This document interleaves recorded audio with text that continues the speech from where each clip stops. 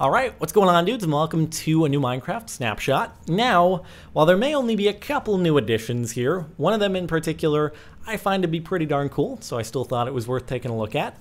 Anyway, we'll start off with a change you probably already spotted, which is a new block type. Well, not necessarily a new block type, but a variation of sand called red sand. And as far as I know, the only place it generates naturally is in the mesa biome. I assume it was added to sort of complement the color scheme of the hardened clay, and I think it goes along pretty nicely. Again, it is sand, so it behaves like sand, it free falls like sand, and the only difference is the color of it. So more of an orangey tone, and yeah, here we have some regular old sand, which I'm pretty sure you're used to seeing. So that's one sort of aesthetic terrain generation type change. Now we'll move on to what I was alluding to as the pretty darn cool addition slash change, whatever you want to call it. So this, as you can probably see, is a minecart with a command block in it. The way you get one, since it's not in the creative inventory menu, just like command blocks, is by using the /give command. So it would be /give CaptainSparklez in my case, Minecraft, and I think it is hopper command block. And you execute that command, and voila. Can't put it down anywhere but a rail, but you get the idea. When you put it down, that's what it looks like. And what you can do with it, sort of the use for it, is, at least as far as I can come up with, as of right now, I'm sure people will come up with a million other uses for it as time goes by. But with the summon command, you can't actually use a command block to summon something relative to the location of a player. So say I press a button over here and a piece of redstone ran over to this command block from way over here.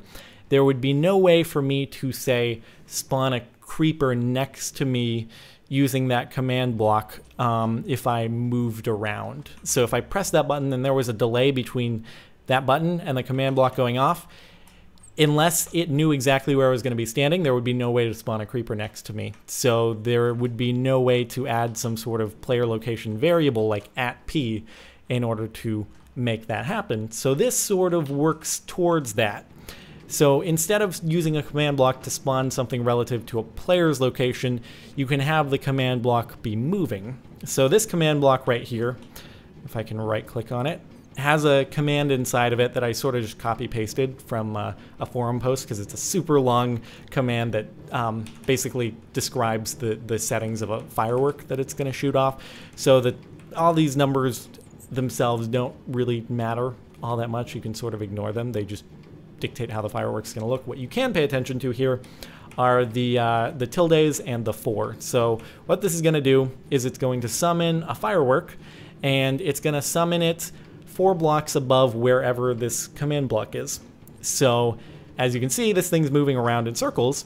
So the firework is going to spawn in a different place each time, because as it goes around, the minecart's going to be in a different place, and it's always going to spawn that firework 4 blocks above the command block. So it's a way to sort of have your summon command move about. Again, it doesn't accomplish the exact same thing that using a command block to summon something relative to a player's location would do, but it sort of gets to something close to that. So the way you get this to work is by having the command block minecart go over an activator rail. Obviously the activator rail has to be active, and then you'll notice it executes that command every time it goes over the active activator rail. You may be wondering why it's shooting off 2 fireworks. That's because when it goes over the rail at full speed, it'll execute the command twice. So that's what that is. Now, you could technically accomplish this sort of ring around the rosy type command execution with something like this. So I'm just gonna set off this clock here. And these command blocks, as they get a redstone input, they have the same command as the minecart, and they're just going to shoot off fireworks. But if you wanted to, say, accomplish the effect of having fireworks shoot off right behind a player sitting in a minecart, it would be you could do it, but it would require a lot of timing in order to get these to go off at the same rate that the minecart is going around the circle. So an easier way to accomplish that, obviously, would be to simply line these 2 up. So let me go ahead and activate all of the other activator rails over here. And then if I go ahead and sit in this, it looks like I'm having fireworks shot off from behind me as I ride the minecart. So say, for example, this is the victory of an adventure map. Like, we just completed it, yay, fireworks are gonna spawn as we ride our minecart. And obviously you could make this a much more technical track than just going around in a circle.